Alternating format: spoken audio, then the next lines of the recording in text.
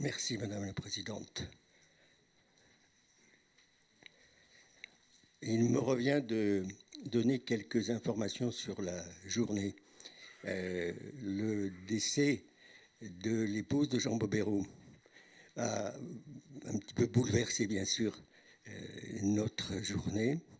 La matinée sera réorganisée, a été réorganisée autour de messieurs Policard et Ogilvy.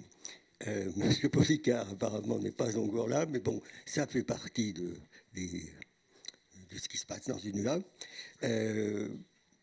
Je précise aussi que Philippe Portier, qui est un proche de Jean Bobéro, ne pouvait pas être là ce matin. Il a accepté de venir cet après-midi à 1h30 et il interviendra avant la table ronde de l'après-midi. Il me revient aussi de souligner que ce qu'on a souhaité et ce que le Bureau national, mais aussi tout le monde, ce qui a été souhaité par la Ligue, c'est d'introduire des ateliers. Le but de ces ateliers, et nous en aurons une série cet après-midi, le but de ces ateliers est de faire paraître les questions que vous avez et peut-être aussi, surtout, les besoins que vous avez. Le GT Laïcité et tout le monde aussi essaye d'aider les sections dans le travail de laïcité qui n'est pas simple en ce moment. Et donc, à partir de vos questions, peut-être qu'un certain nombre de projets pourront se dessiner. Malheureusement, les ateliers vont être un peu courts, mais le temps qui nous est donné dans ces 2 jours est évidemment très cadré. Moi, j'insiste en disant, c'est notre 30e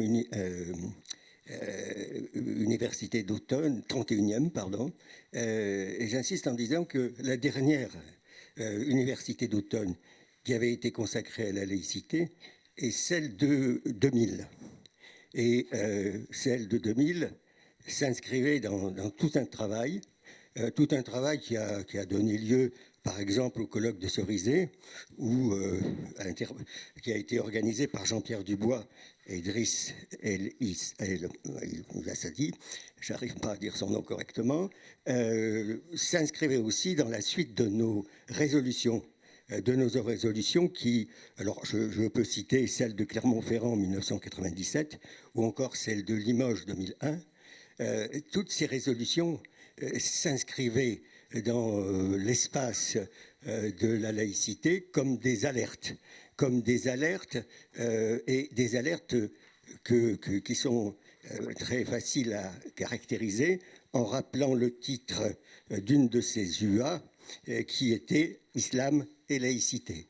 Vous savez que ce qui nous est tombé à partir de là sur la tête, les successives affaires de voile et bien sûr ce qui se constate aujourd'hui, plus encore qu'on ne pouvait le constater à l'époque. Mais je suis de ceux qui me disent que nous avons une énorme dette envers Jean-Pierre Dubois, envers Driss et envers Michel Toubiana, d'avoir été, dès la fin des années 2000, conscient de ce qui était en train de se dessiner et qui, aujourd'hui, se réalise. Le propos de la présidente rappelant ce qui est l'actualité aujourd'hui de la laïcité, ce qui est l'actualité d'une laïcité dévoyée. Et la table ronde de demain s'appelle la laïcité dévoyée. La réalité de cette laïcité dévoyée, nous l'avons tous les jours, aujourd'hui, dans les déclarations politiciennes. Je ne les qualifie que de ça. Elles n'ont pas d'autre fond que d'être politiciennes. Les déclarations politiciennes qui, évidemment, visent toujours nos concitoyens de religion ou de conviction, ou même pas musulmane, ou supposée-elle, comme dit la loi. Donc, je trouve qu'on a du travail. On a du travail et je finirai ce propos en disant à quoi nous avons assisté. Je vais le dire avec 3 concepts. En disant ce à quoi nous avons assisté depuis 2000.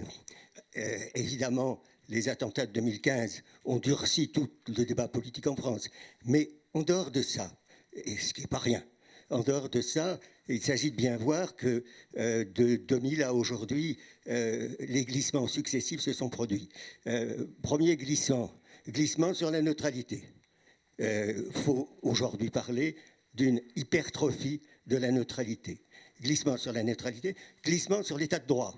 La notion d'état de droit, présente dans l'article 10 de la Déclaration de 1789, présente évidemment dans la loi 1905, l'état de droit est passé, Philippe Portier le dit très bien, est passé d'un état de droit vers un état de droit de plus en plus, il est passé d'un état de droit matériel à un état de droit immatériel. En plus, et dernière ligne du glissage, le glissement de la laïcité des principes aux valeurs, et ça vous donne la loi de 2001. Voilà comme ça dessiner les lignes sur lesquelles nous avons aussi à travailler, les lignes conceptuelles sur lesquelles nous avons à travailler, c'est-à-dire glissement sur les valeurs, glissement vers les valeurs, c'est-à-dire état de droit, passant de l'état de droit alors, pardon, excusez-moi. Excusez-moi, c'est un lapsus très gênant, mais bon, ça peut arriver. Alors, je dis ordre public, mais l'état de droit n'apparaît pas à l'article 10 de la déclaration de 1789. Alors, tout le monde avait corrigé, j'espère, mon lapsus très gênant. Bon, ça me permet de penser que j'ai assez parlé.